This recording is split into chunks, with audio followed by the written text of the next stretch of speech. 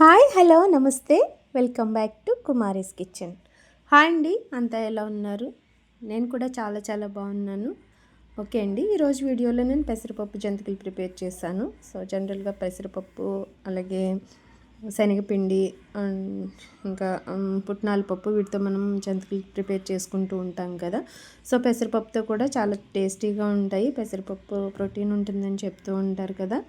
So అప్పుడప్పుడు మనం స్నాక్గా ఈ పెసరపప్పుతో కూడా ప్రిపేర్ చేసుకోవచ్చు. సో ఈ రెసిపీ ఎలా ప్రిపేర్ చేయాలో ఒకసారి వీడియోలోకి వెళ్ళిపోదాము. Let's start. ఒక కుక్కర్ తీసుకుని 2 గ్లాసుల వరకు నేను పెసరపప్పు తీసుకున్నాను. ముందాలు అంటాం కదా. సో 2 గ్లాసులు పెసరపప్పు 3 to 4 టైమ్స్ వాటర్ అంతా క్లీన్గా వచ్చేంత వరకు వాష్ చేసుకోవాలి. సో ఇలా వాష్ చేసుకున్న తర్వాత ఒక గ్లాస్కి 2 గ్లాసులు చొప్పున, అంటే నేను 2 గ్లాసులు తీసుకున్నాను కదా, 4 గ్లాసులు వాటర్ యాడ్ చేసుకుని సో కుక్కర్ విజిల్ పెట్టుకున్న తర్వాత 3 to 4 విజిల్స్ వచ్చేంత వరకు మనం మీడియం ఫ్లేమ్లో కుక్ చేసుకున్నాను. సో ఇలా కుక్ అయిన తర్వాత మెత్తగా కుక్ అయిందండి. తర్వాత చల్లారి పెట్టుకోవడానికి పక్కన పెట్టాను. సో ఇప్పుడు మనం బియ్యం పిండి ప్రిపేర్ చేసుకుందాము. జనరల్గా మనం రైస్ కడిగి ఎండబెట్టుకొని మిల్లులో పట్టించుకుంటాం కదా. సో అది కూడా అదైతే చాలా బాగుంటుంది. సో నాకు అవైలబిలిటీ లేదు కాబట్టి నేను స్టోర్లో నుంచి తెచ్చుకున్న పొడి బియ్యం పిండే తీసుకున్నాను. ఒక గ్లాసు పెసరపప్పుకి 4 గ్లాసుల వరకు మనము రైస్ ఫ్లోర్ వేసుకోవచ్చు. 3 గ్లాసెస్ కూడా సరిపోతుంది, కానీ పొడిపిండే కదా నేను 4 గ్లాసులు యాడ్ చేశాను.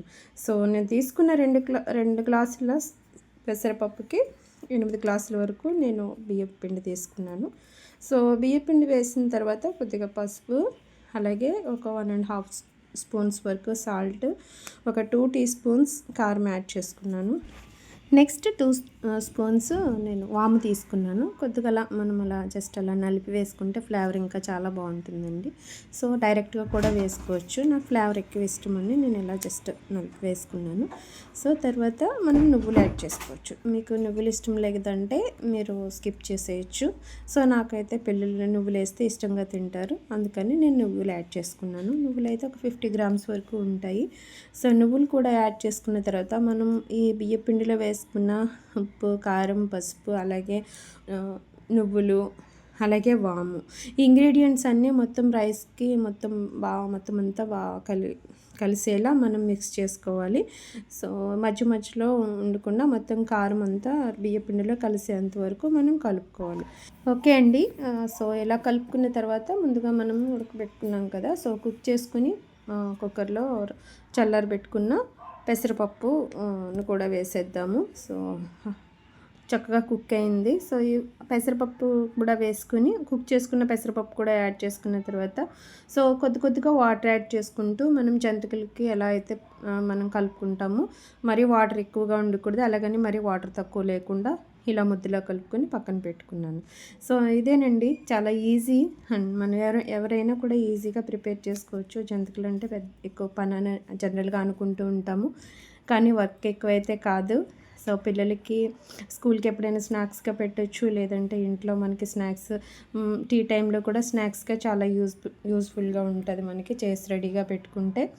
ఓకే అండి, ఇప్పుడు స్టవ్ పైన పాన్ పెట్టుకుని ఒక 1/2 లీటర్ కంటే ఎక్కువ ఉంటుందండి ఆయిల్ యాడ్ చేసుకోవాలి. ఆయిల్ వేసుకున్న తర్వాత సో మనకి జంతికలు వేసుకున్నప్పుడు మనకి కుక్ అయ్యేంత ఆయిల్ మనం యాడ్ చేసుకోవాలి. వేసుకున్న తర్వాత ఇప్పుడు ముందుగా మనం ప్రిపేర్ చేసుకున్న మిశ్రమాన్ని జంతికలు వేసుకుని గొట్టంలో వేసుకొని ఇలా జంతికలు ప్లేస్ చేసుకోవడం.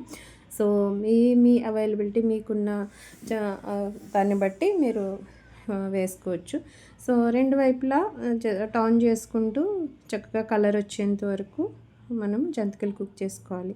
ఓకే అండి, చూసారు కదా క్రిస్పీ అండ్ టేస్టీ జంతికలు పెసరపప్పుతో ఎలా ప్రిపేర్ చేసుకోవాలో చూసారు కదా. సో ఇదేనండి ఈరోజు వీడియో. ఈ వీడియో మీకు నచ్చినట్లయితే please like, share and subscribe. Thank you for watching my video.